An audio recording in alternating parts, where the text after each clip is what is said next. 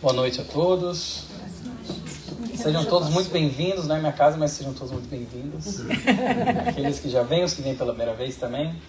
E eu gosto sempre de dizer que é um prazer, uma honra de fato estar aqui. É um privilégio poder fazer um estudo, vir aqui falar de espiritismo, falar desses ensinamentos, falar do nosso Consolador Prometido. Então realmente é um privilégio, é uma honra poder vir aqui dividir isso aqui com vocês.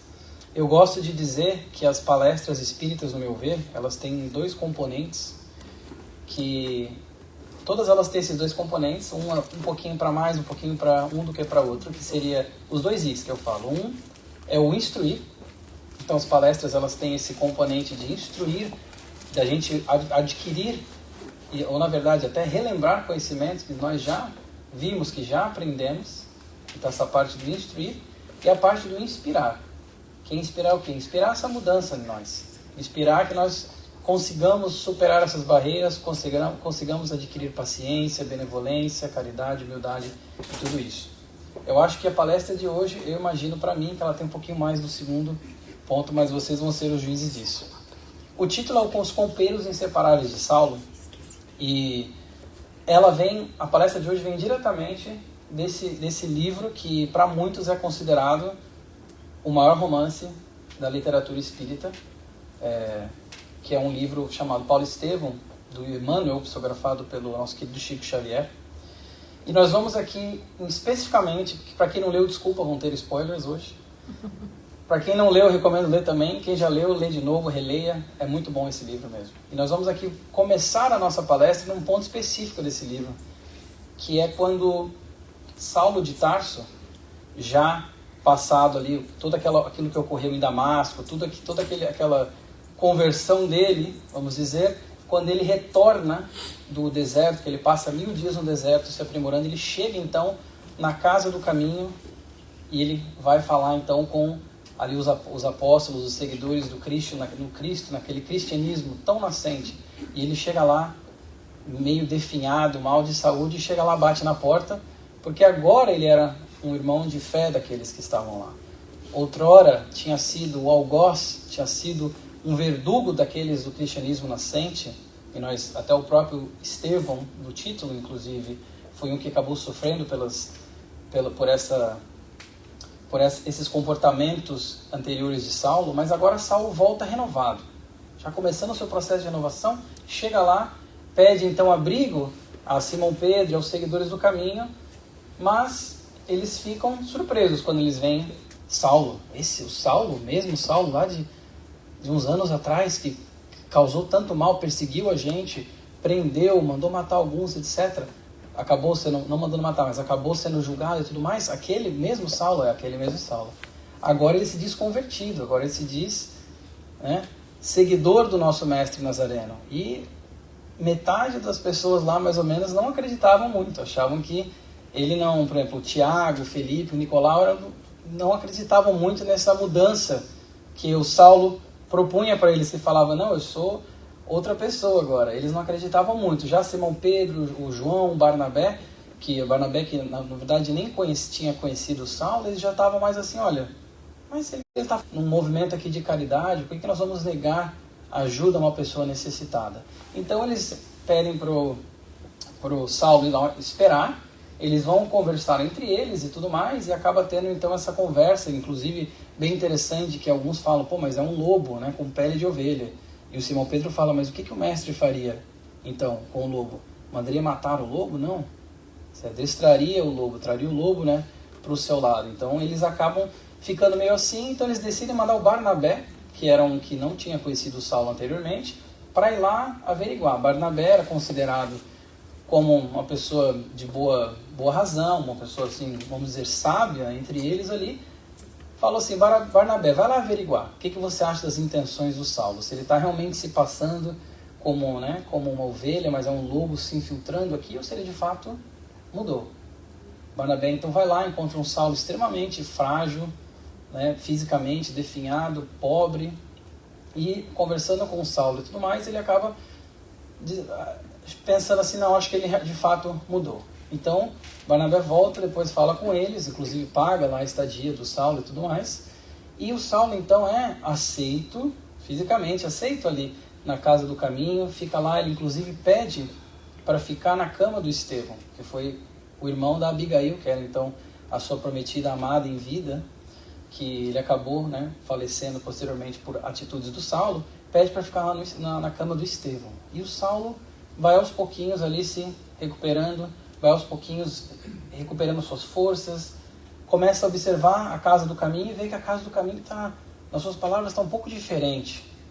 Ele vê que muitos ali acabam tendo uma divisão, que alguns, quando ele vai ouvir o Tiago pregar, por exemplo, tem muita questão da circuncisão, a questão da pureza da carne, coisas que relembravam muito a questão mosaica, a questão do judaísmo ainda. Talvez meio que arraigado ainda nisso. Enquanto isso, Simão Pedro ia lá, pregava, era uma mensagem diferente do que aquela outra. Então ele vê essa casa do caminho, vamos dizer assim, dividida.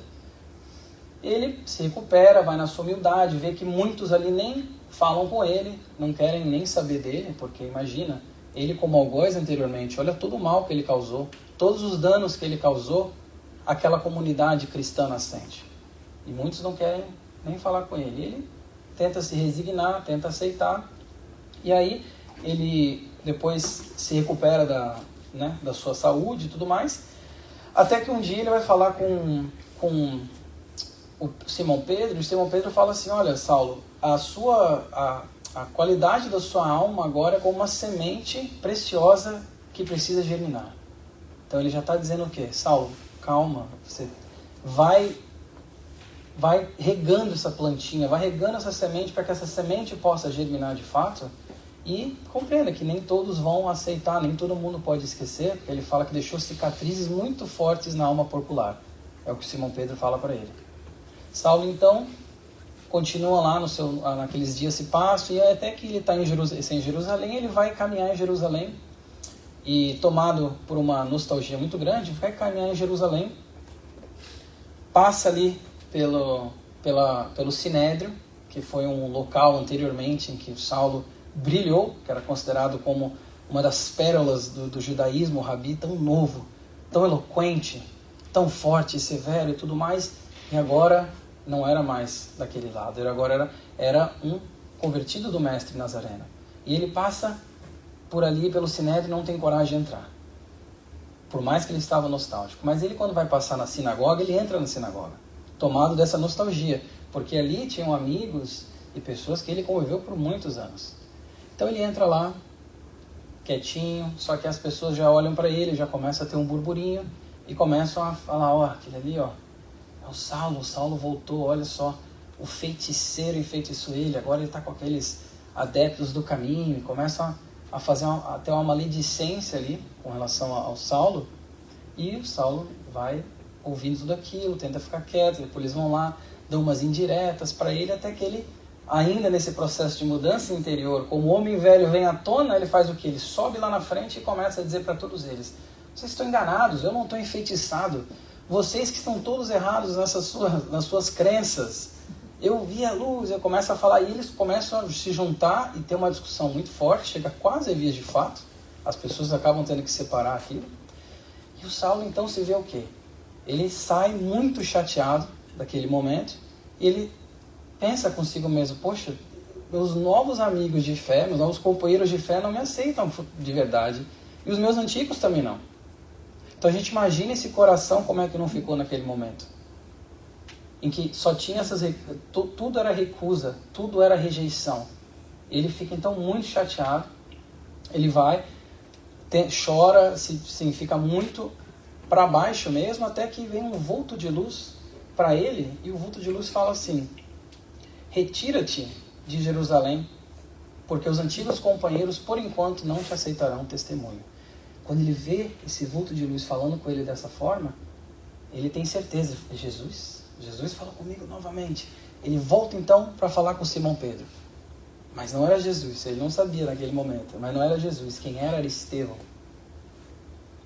um dos grandes nomes do cristianismo nascente, que Saulo tinha sido seu algoz, mas Estevão, já tão evoluído, acompanhava Saulo, agora do plano espiritual, acompanhava os movimentos de Saulo, acompanhava essa conversão de Saulo, estava lá ao lado dele, dando essas palavras encorajadoras. Saulo volta, fala com Simão Pedro, Simão Pedro, Saulo fala que foi Jesus, Simão Pedro não contesta, mas Simão Pedro fala para ele assim, olha, fiquei sabendo, a gente ficou sabendo do rebuliço que teve lá no Sinédrio, e o problema, Saulo, é que agora nós vamos ter consequências.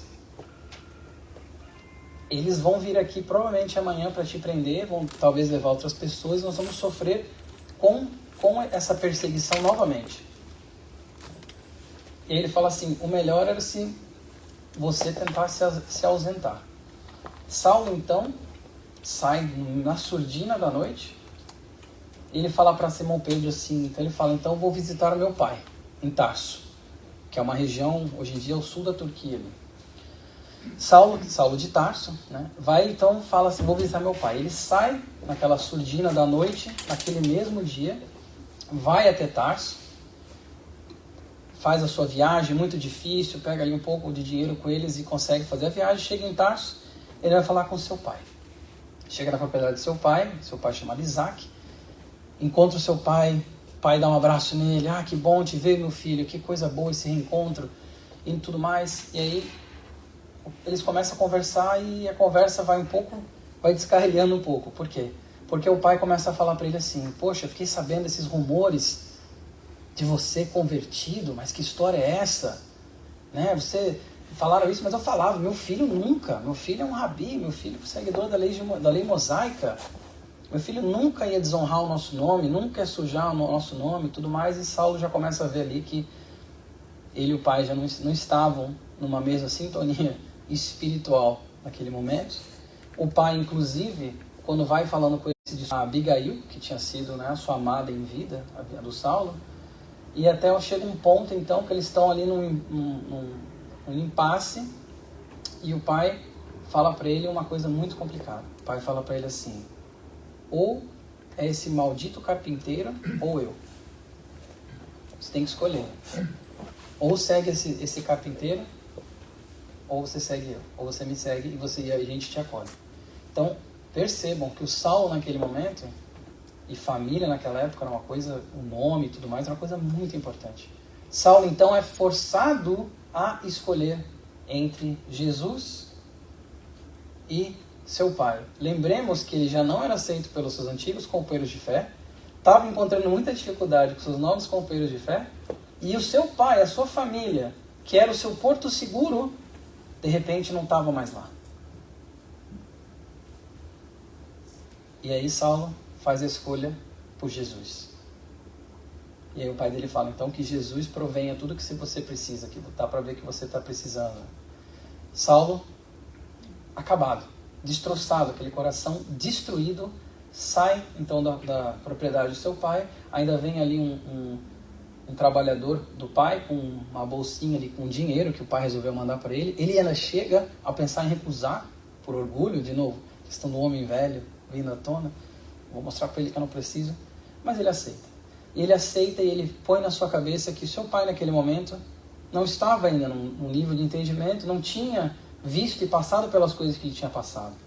Então ele ia aceitar com resignação, aceitou aquela bolsa com as moedas e foi ali em Tarso mesmo, foi num lugar simples, comeu uma refeição à noite, mas o burburico da cidade não estava muito bom para ele, estava com dificuldade de se concentrar, estava muito triste. O que eu vou fazer da vida agora? Imagina ele, o que ele ia fazer da vida? Aí o que ele faz? Ele pega, resolve sair daquele burburinho da cidade toda, vai caminhar na estrada e tem as montanhas de Tarso, ele encontra uma montanha lá, uma caverna na montanha, ele está muito cansado, está abatido, chega lá, faz uma oração, começa a meditar, chora, faz oração, se deita naquela caverna.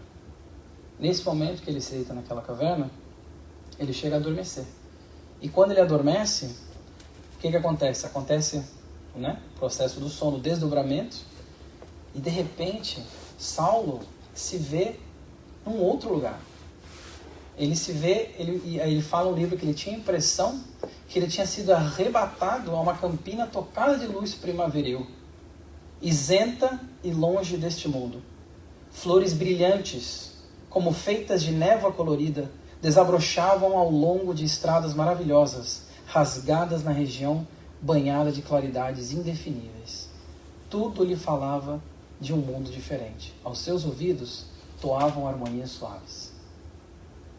Então Saulo, naquele momento, sentiu tudo aquilo, observou tudo aquilo, e ele sabia que ele já não estava mais na caverna, fisicamente. Estava desdobrado. Quando ele vê tudo isso, ele vê um vulto. Na verdade, dois. Ele chega perto. Quem que estava lá? Abigail e Estevão, que sempre acompanhavam os seus passos. Esses benfeitores espirituais estavam lá. E ele, quando ele vê eles, a emoção toma conta. Cai de joelhos, Saulo. Começa a chorar copiosamente. E aí, Estevão fala para ele, levanta-te, Saulo. E Abigail, com um tom firme, mas com muito amor, fala, que isso, choras? Já está desalentado quando o trabalho apenas começou? E aí ele começa a chorar e pedir, se arrependido, que ele está vendo Estevão novamente, por tudo aquilo que ele fez de mal para o Estevão. Ele começa então naquele choro tentar conversar com eles, e até inclusive pelas palavras, né, da escrita, da narrativa, a gente sabe que a conversa é por aqui. E nisso, que ele está conversando com Estevão, ele pede desculpas por tudo aquilo que ele fez. Estevão fala, Saulo, quem no mundo é isento de erros? Só Jesus foi puro. Então assim, eu te perdoo, fica tranquilo. E ele vai para Abigail, então Abigail, que era sua amada, fala com ela, e nossos filhos, sonhei em ter uma família tão bela. Ela fala, Saulo, nossos filhos são os filhos do Calvário. Não desista. E eles começam então a ter aquele diálogo que para sempre mudaria a vida deste ser. Saulo, futuramente o grande apóstolo Paulo de Tarso. E nesse diálogo, nessa conversa, é que nós vamos focar a palestra de hoje. Isso era só o setup. Que é o quê? No famoso lema de Abigail.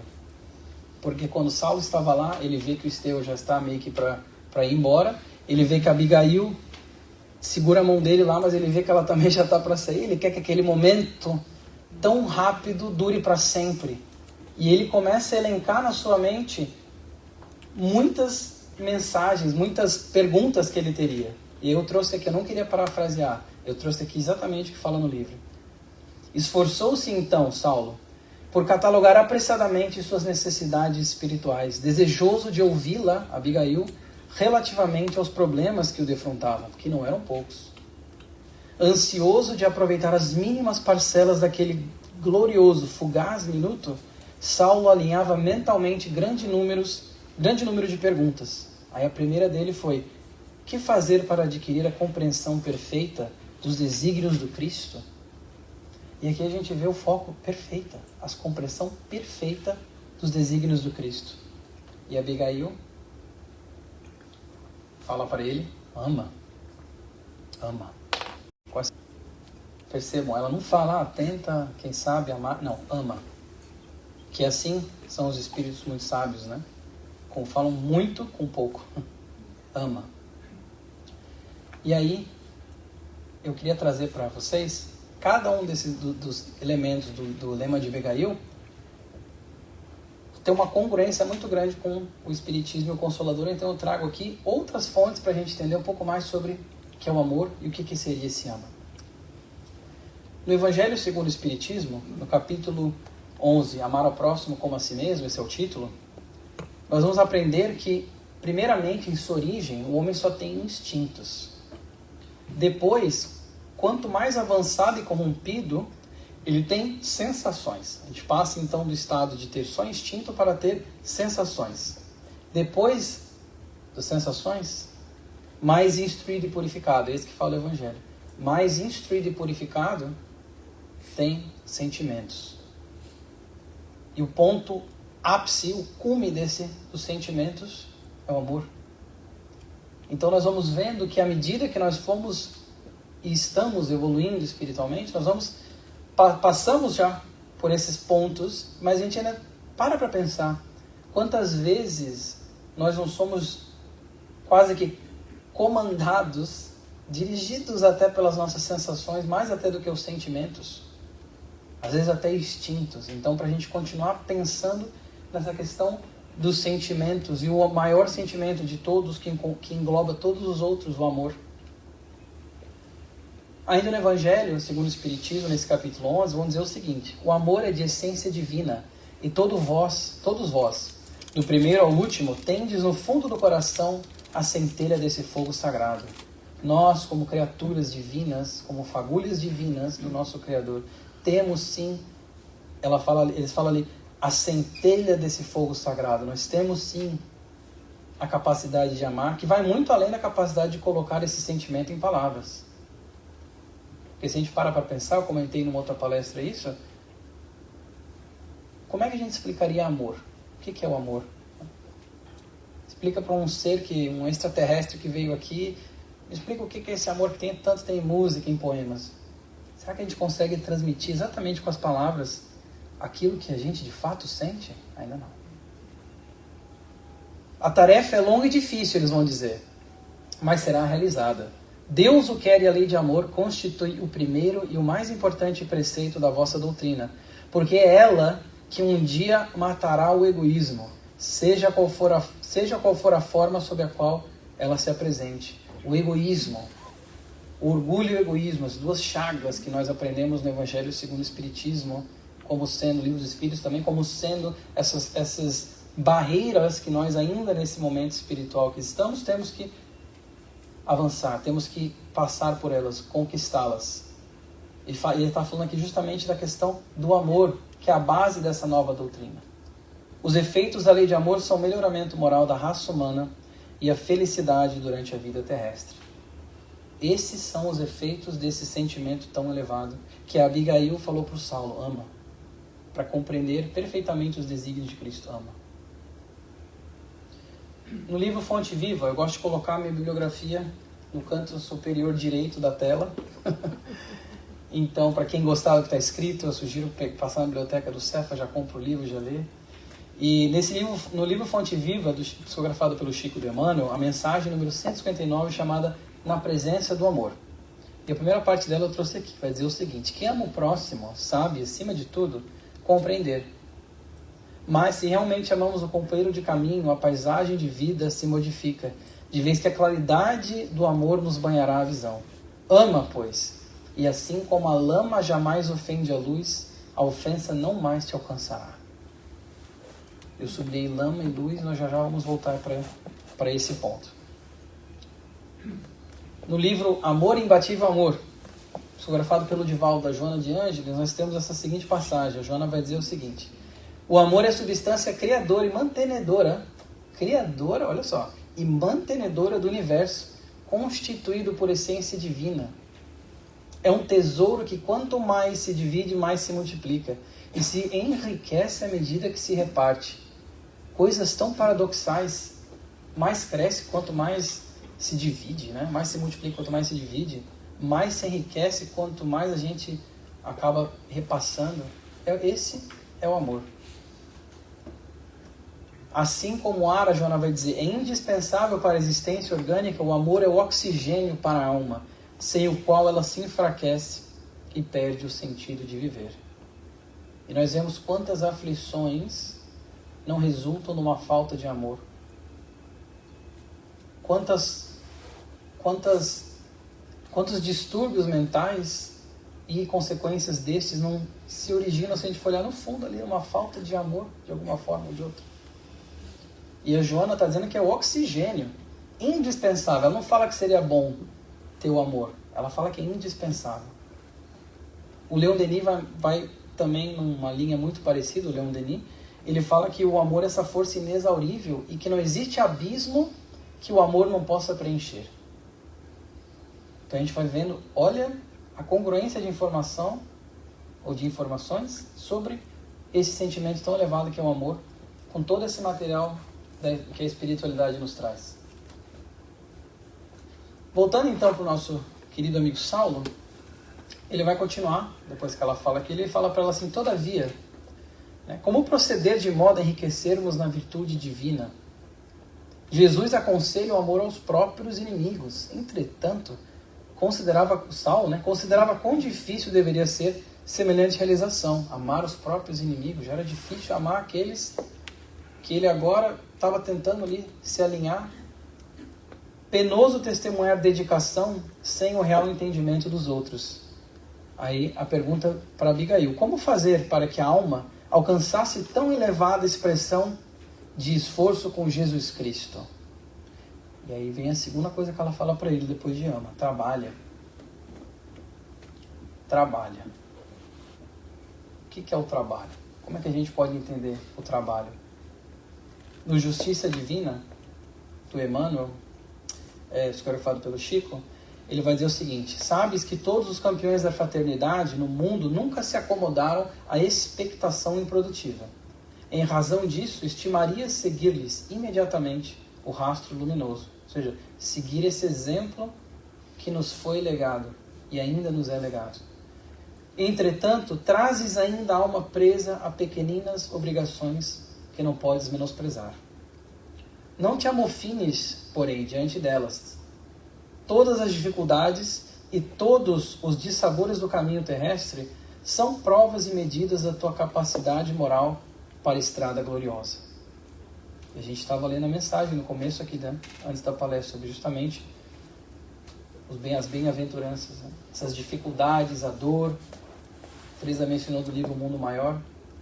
Todas essas dificuldades, todas as dificuldades inerentes também ao trabalho, tanto o trabalho numa questão mais ampla, quanto esse trabalho individual de aprimoramento, intransferível, por sinal, passam por essa questão que ele fala: não te amofines, não desista. Essas coisas só vão nos engrandecer. O Emmanuel ele vai continuar dizendo o seguinte: a água cristalina pingando gota a gota num vaso de vinagre transforma aquele vaso em água pura, eventualmente.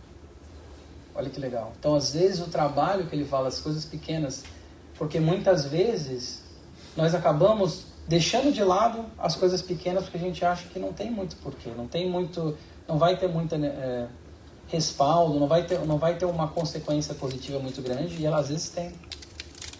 A gente nunca sabe que uma coisa pequenininha que a gente faz num trabalho pro bem do próximo, o que aquilo vai gerar. E o Emmanuel também vai dizer, é o capítulo 46, que não existe ninguém existe que não possa iniciar-se desde já na virtude, sendo bom para alguém. Então ele fala: não nos preocupemos com as coisas grandiosas, gloriosas. Comecemos com as coisas pequenas no dia a dia, pouquinho em pouquinho. A pergunta é: a necessidade do trabalho é uma lei da natureza? O trabalho, eles vão dizer, é uma lei da natureza, e por isso mesmo é uma necessidade. A civilização obriga o homem a trabalhar mais porque aumenta as suas necessidades e prazeres. E a gente então só deve entender por trabalho as ocupações materiais. Quando a gente pensa em trabalho, muitas vezes é isso que vem à mente, né? São as ocupações materiais, são ocupações remuneradas, aquilo que a gente está ganhando, né, para fazer, enfim. Não, eles vão dizer, não são só as ocupações materiais que deves entender por trabalho. O espírito trabalha assim como o corpo. Toda ocupação útil é trabalho. E nessa frase é interessante a gente ver que ele fala: o espírito trabalha assim como o corpo. A gente passa 1/3 do nosso dia desdourado durante o sono. A gente não está tendo nenhum salário material para aquilo, mas a gente com certeza está trabalhando. E a ocupação material, aliás, toda ocupação útil é trabalho. As cadeiras, eu sempre gosto de falar isso, as cadeiras estão arrumadas aqui. Alguém varreu o chão. Alguém pagou a conta da luz. Então nós temos tantas coisas que são esses trabalhos que ninguém está ganhando para fazer isso aqui. Mas é importante ser feito. É importante preparar para o próximo. Se Deus houvesse, no Evangelho segundo o Espiritismo, se Deus houvesse dispensado o homem do trabalho do corpo, seus membros se teriam atrofiado. Se tivesse dispensado do trabalho da inteligência, seu espírito teria permanecido na infância, no estado de instinto animal. Então, se nós temos ainda essa necessidade, é para a gente utilizar as oportunidades que a gente recebe para exercer tudo isso que a gente tem que exercer. Está falando da ocupação do corpo, o trabalho do corpo. E o trabalho o quê? Da inteligência, o trabalho da mente, o trabalho do espírito. Do ponto de vista terreno, a máxima: buscai e achareis é semelhante a esta outra. Ajuda-te, que o céu te ajudará. É o princípio da lei de trabalho e, por conseguinte, da lei do progresso. pois o progresso é filho do trabalho, visto que o trabalho põe em ação as forças da inteligência. E na mensagem número 4, do outro livro chamado Caminho, Verdade e Vida, do Emmanuel, psicografado por Chico, ele vai dizer que o problema, contudo, não é do gênero de tarefa, mas da compreensão da oportunidade recebida. Não é do gênero do trabalho, tipo do trabalho, mas a compreensão de que temos essa oportunidade para trabalhar, para nos melhorarmos, para melhorarmos o nosso próximo. E ele ainda continua essa mesma mensagem, falando assim: quando te sentires cansado, lembra-te de Jesus, que até hoje trabalha, que ainda está trabalhando. E que trabalhou tanto por nós e continua trabalhando pelo nosso planeta e por nós. Voltando a Saulo, era necessário realizar a obra de aperfeiçoamento interior. Desejava ardentemente fazê-lo. Para isso, insulara-se no deserto por mais de 1000 dias consecutivos. Todavia, voltando ao ambiente de esforço coletivo, em cooperação com antigos companheiros, acalentava sadias esperanças que se converteram em dolorosas perplexidades. Que foram todas aquelas decepções que nós já comentamos na história de quando ele chega, tenta se inserir ali e acaba também tendo muitas portas fechadas. Que providências adotar contra o desânimo destruidor? Abigail vai falar para ele: espera. E essa palavra do esperar é interessante a gente pensar na raiz da esperança, que é a fé mais a paciência, alguns vão dizer. Não é um esperar passivo, não é um esperar simplesmente que as coisas caiam no nosso colo, mas é essa combinação do Chico Xavier, na mensagem do Emmanuel, né, psicografado pelo Chico. A pergunta é a seguinte: que é a paciência e como adquiri-la? A verdadeira paciência é sempre uma exteriorização da alma que realizou muito amor em si mesma para dá-lo a outrem na exemplificação. Então, eles estão falando justamente da questão da paciência. Essa virtude, diria que hoje em dia, principalmente no mundo que a gente vive tão frenético, tudo tão efêmero, tudo tão para ontem, paciência se torna tão importante, mas tão difícil de a gente trabalhar. E difícil de trabalhar não por falta de oportunidades, mas por falta justamente da gente conseguir superar essas barreiras que nós ainda temos em nós mesmos, para trabalhar a questão da paciência. 257. A esperança e a fé devem ser interpretadas como uma só virtude? A esperança é filha dileta da fé. Ambas estão uma para a outra, como a luz reflexa dos planetas está para a luz central e positiva do Sol.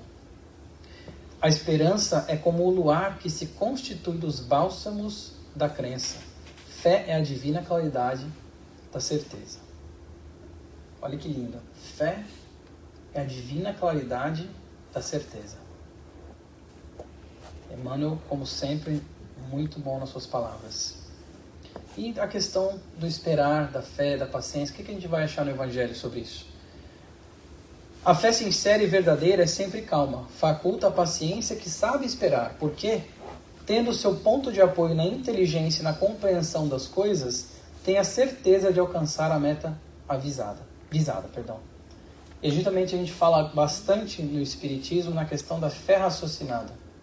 E aqui falando justamente da inteligência na compreensão das coisas, aliada com essa questão da fé, a questão da paciência. E aí vai dizer o seguinte: a fé vacilante sente a sua própria fraqueza. Na mensagem 162 do Esperemos, Caminho, Verdade e Vida, o Emmanuel fala que cada coisa deve vir ao seu tempo. A semente lançada fora da estação não germina. E se a gente for pensar na semente, olha todo o trabalho que a semente passa para poder adquirir o seu estado final. Começa ali, isso é uma outra mensagem inclusive, começa ali esmagada pela terra, na escuridão, sozinha. Germina, brota, luta contra vermes e todos os tipos de intempéries para que ela consiga crescer, para buscar ali a luz do sol e tudo mais, os nutrientes e crescer. Então, tudo ao seu tempo. Se a gente plantar hoje ali fora uma semente, a gente não vai vir aqui amanhã achar que já tem uma árvore. Tudo vem ao seu tempo. E aí o problema é que às vezes a gente acha que é o nosso tempo, mas é o tempo de Deus. A gente quer as coisas na nossa velocidade, no nosso tempo. Mas tudo tem o tempo de Deus. E essa questão da paciência, então, tocando na fé, no esperar, a fé vacilante sente a sua própria fraqueza. E aí eu penso, quantas vezes será que a gente não vacilou na nossa fé? Quantas vezes será que a gente já não acreditou, teve a fé, não conseguiu exercitar a paciência, desistiu? E ele fala justamente isso. E a gente pensa no trajeto do Saulo. Olha quantas dificuldades ele foi tendo a cada caminho, as portas foram sendo fechadas. Depois que ele achou o caminho, as portas foram se dificultando muito mais do que quando ele era rabi. E ele está desanimando. E aí vem os espíritos benfeitores, levantam ele, conseguem auxiliá-lo. Nessa, quase diríamos que uma fé vacilante. E aí 2 mensagens sobre a questão do espera, uma no Caminho, Verdade e Vida, número 32, Nuvens. Fala o seguinte: o homem quase sempre tem a mente absorvida na contemplação das nuvens que lhe surgem no horizonte. São nuvens de contrariedades, de projetos frustrados, de esperanças desfeitas. Ou seja, muitas vezes nós focamos muito nessas nuvens que vêm do horizonte, ou que nós vemos no horizonte que às vezes elas nem vêm. E a gente acaba vacilando a nossa fé, que a gente quer que seja inquebrantável, por essa focalização nos problemas. O caráter, o amor, a fé, a paciência e a esperança. Olha só, Emmanuel está falando quase do lema de Abigail aqui. Representam conquistas para a vida eterna, realizadas pela criatura com o auxílio santo do Mestre. Mas todos os discípulos devem contar com as experiências necessárias, que no instante oportuno lhe provarão as qualidades espirituais. Justamente falando o quê? Dessas provações que no instante oportuno vão fazendo o quê? Vão burilando os nossos sentimentos, burilando o nosso espírito, a nossa própria evolução. São essas provas, através dessas dificuldades, muitas vezes com a vestimenta da dor, que nós vamos provando ali a nossa fé, a nossa esperança, adquirindo esses conhecimentos. Mas e os homens? Voltando ao Saulo. E os homens? Concordava Saulo, né? Que se fazia indispensável amar, trabalhar e esperar. Entretanto, como agir no âmbito de forças tão heterogêneas? Em toda parte medrava a confusão nos espíritos. Reconhecia que, de fato, a concordância geral a respeito dos ensinamentos do Mestre Divino representava uma das realizações mais difíceis no desdobramento do Evangelho. Mas, além disso, as criaturas pareciam igualmente desinteressadas de verdade e de luz.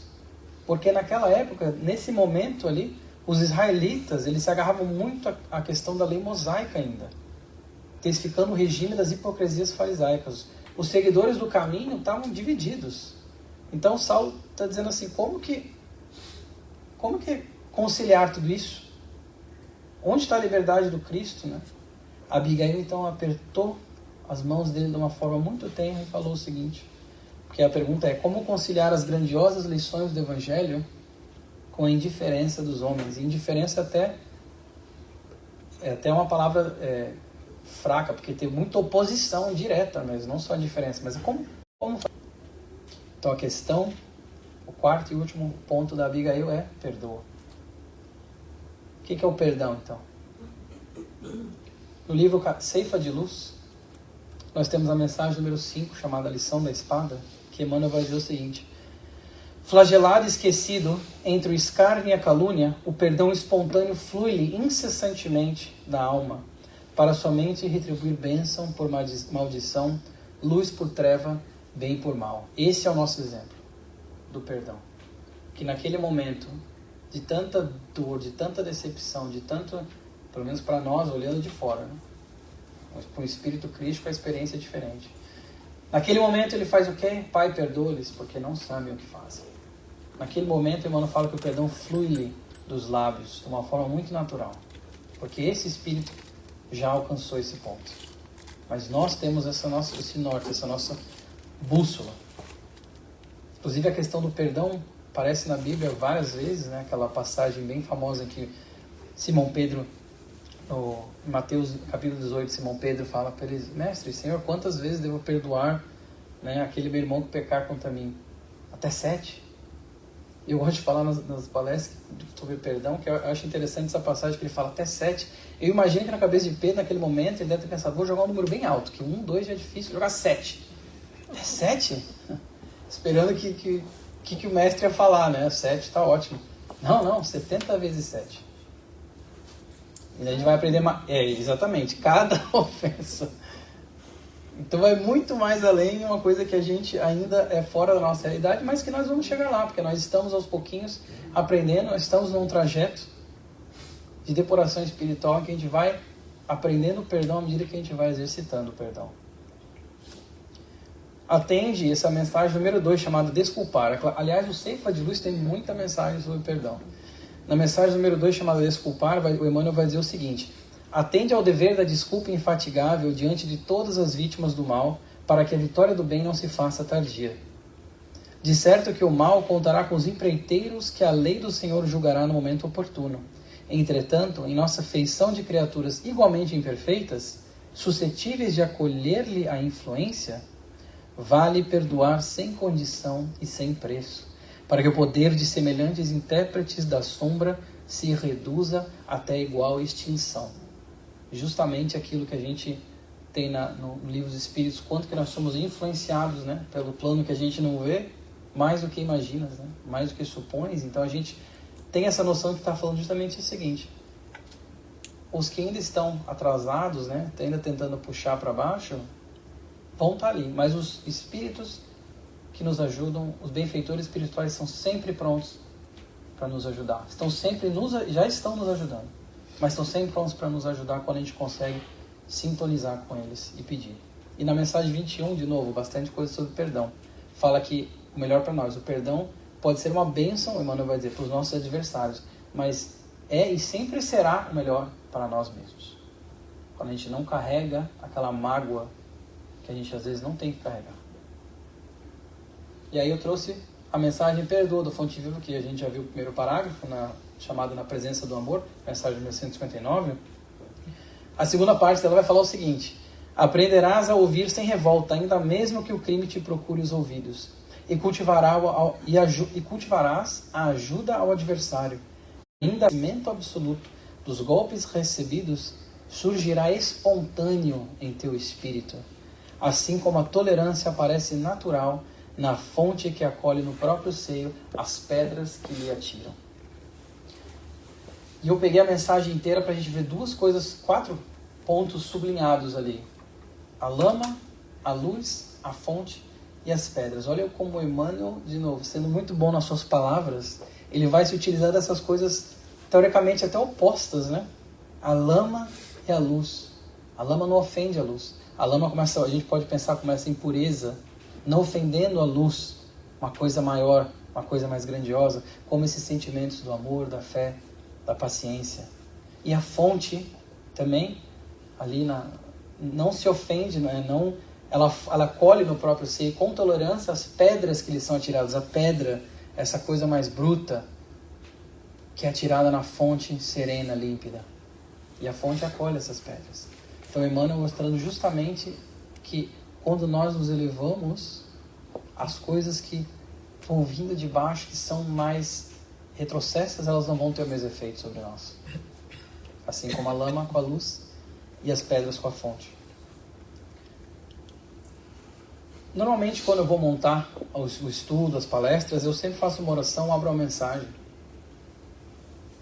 E a mensagem que eu abri de um livro aleatório, foi uma mensagem aleatória, por coincidência, foi essa mensagem da Joana de Ângeles. E eu falei, eu vou ter que fazer, o primeiro slide dessa palestra foi esse, que eu falei, vou ter que colocar esse slide. Olha a mensagem que a Joana nos passa no livro Alegria de Viver. Ama sem exigência de reciprocidade. Trabalha sem desfalecimento. Ora sem revolta. Serve sem interesse retributivo. Perdoa sem condicionais. E vive confiando, olha o espera, a fé aqui, e vive confiando na vitória do bem, que nunca te deixará em abandono nem em desgraça. A desgraça decorre do egoísmo, enquanto que a felicidade é fruto do amor. Então, para resumir, o lema de Abigail: o que fazer para adquirir a compreensão perfeita dos desígnios do Cristo? Ama. Como fazer para que a alma alcançasse tão elevada expressão de esforço com Jesus Cristo? Trabalha. Que providências adotar contra o desânimo destruidor? Espera. Como conciliar as grandiosas lições do Evangelho com a indiferença dos homens? Perdoa. E aí eu trouxe na íntegra essa parte que é o nosso título da palestra. Experimentando uma paz até então desconhecida, Saulo acreditou que renascia naquele momento para uma existência muito diversa. Guardaria o lema de Abigail para sempre: o amor, o trabalho, a esperança e o perdão seriam seus companheiros inseparáveis. E meu convite é para que a gente adote esses companheiros na nossa caminhada também. Muito obrigado, que assim seja. Muito obrigada.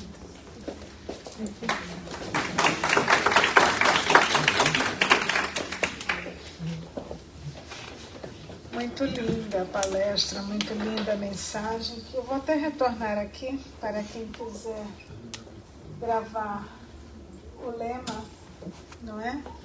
Printar e colocar assim na cabeceira para que a gente se lembre. 4 lindas palavras que resumem um trabalho enorme para o nosso espírito. Nossa gratidão aqui ao nosso querido amigo por essas lembranças tão necessárias.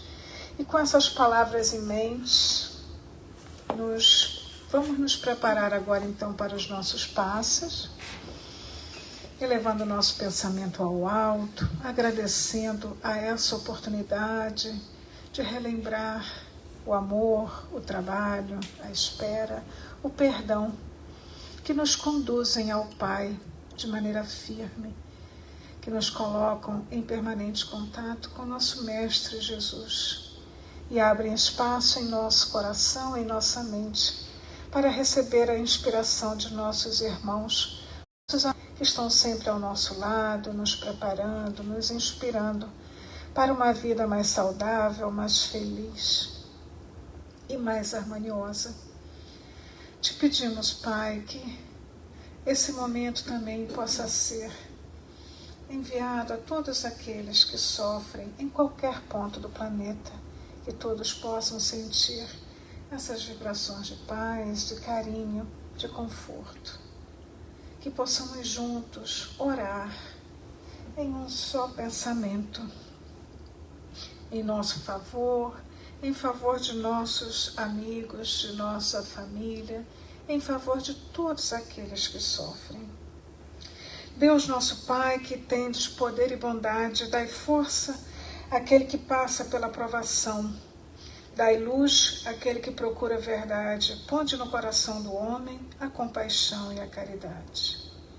Deus, dai ao viajor a estrela guia, ao aflito a consolação, ao doente o repouso.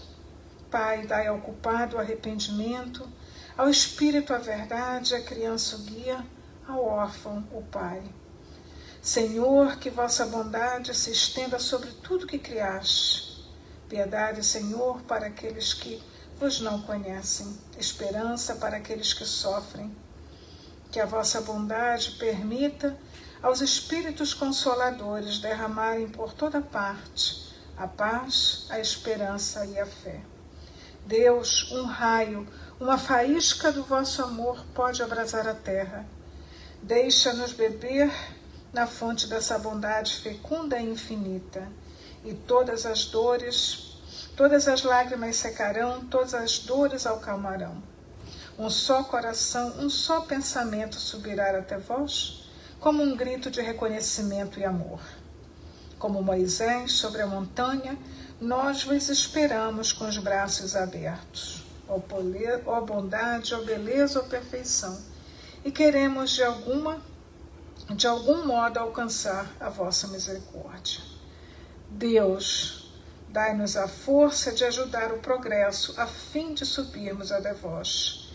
Dai-nos a caridade pura, dai-nos a fé e a razão, dai-nos a simplicidade que fará de nossas almas o espelho, onde se refletirá a vossa Santíssima Imagem.